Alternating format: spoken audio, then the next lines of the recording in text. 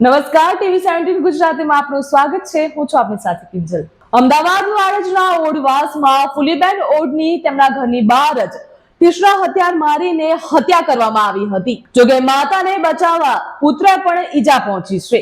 જે ગુનામાં ઝોન 1 એલસીબીએ રાહુલ ઉર્ફે ચાંદો ઓડની ધરપકડ કરી. તેની સાથે સાથે પ્રદીપ ઉર્ફે પંકજ ઓડની પણ ધરપકડ કરવામાં આવી.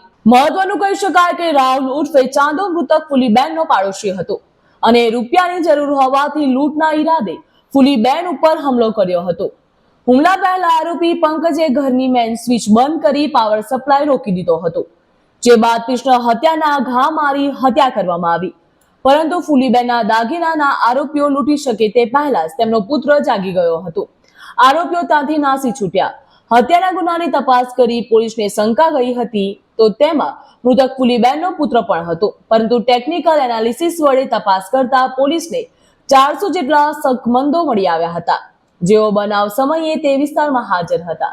તે તમામની તપાસ કરવામાં આવી હતી. પોલીસે રાહુલ ઉર્ફે ચાંદો અને પ્રદીપ ઉર્ફે પંકજની ધરપકડ કરી. રાહુલની પૂછપરછ સામે આવ્યું કે તેને દેવું થઈ ગયું હતું. રૂપિયાની જરૂર હતી. ફુલીના દાગીના પહેરતા તે દાગીના લૂંટના લાભ ખાતે તે મિત્ર પ્રદીપને બોલાવ્યો હતો. હત્યા બાદ મૃતકનો પુત્ર જાગી જતા બંને આરોપીઓ સાંકડી ગલીમાંથી નાસી છૂટ્યા. હત્યામાં વપરાયેલું હથિયાર પણ ત્યાં નાખી દીધું. હત્યાના ગુનામાં પોલીસે 2 યુવકોની ધરપકડ કરી વધુ તપાસ શરૂ કરી. તો બીજી તરફ પકડાયેલા આરોપી પ્રદીપ અગાઉ પણ શાહીબાગ બાપુનગર, મેઘાણીનગર અને દાણી લીમડા સહિત પોલીસ સ્ટેશનમાં ગુનાહિત ઇતિહાસ ધરાવે છે. હાલ સમાચારમાં બસ આટલું જ. વધુ માહિતી અને સમાચાર માટે આપ જોતા રહો ટીવી 17 ગુજરાતી.